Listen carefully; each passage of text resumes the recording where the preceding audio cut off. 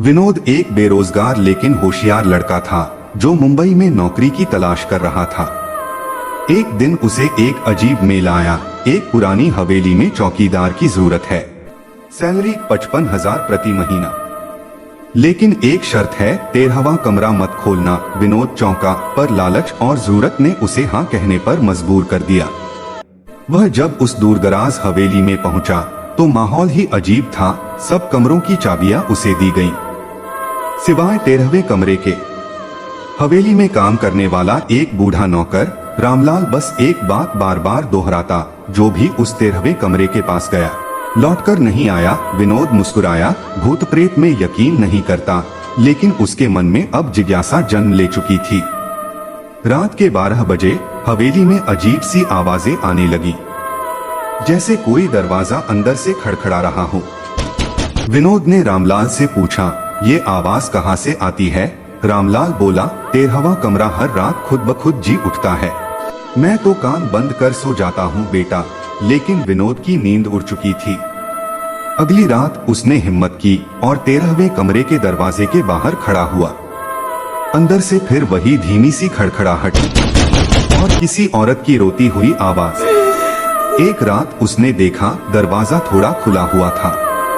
उसने अंदर झांका और देखा एक लड़की जंजीरों में बंधी हुई थी। उसके चेहरे पर जख्म थे और वह बस फुसफुसा रही थी, बचाओ मुझे। विनोद घबरा गया, भागकर रामलाल को बुलाया। रामलाल चिल्लाया, कहा था ना, वो कमरा इंसान को खा जाता है।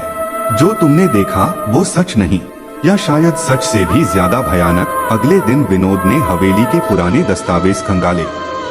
उसे एक अखबार की कतरन मिली। 20 साल पहले इस हवेली में एक लड़की की हत्या हुई थी। नाम था संजना।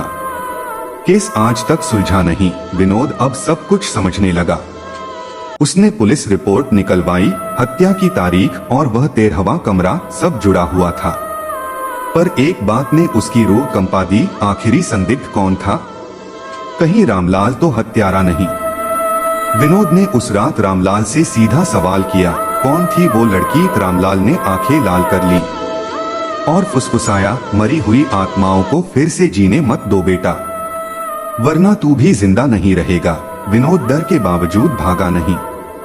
उस रात उसने तय कर लिया, 13वां कमरा खोलकर सच्चाई सामने लाएगा।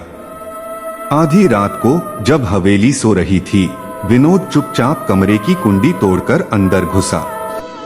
कमरा अब वीरान था।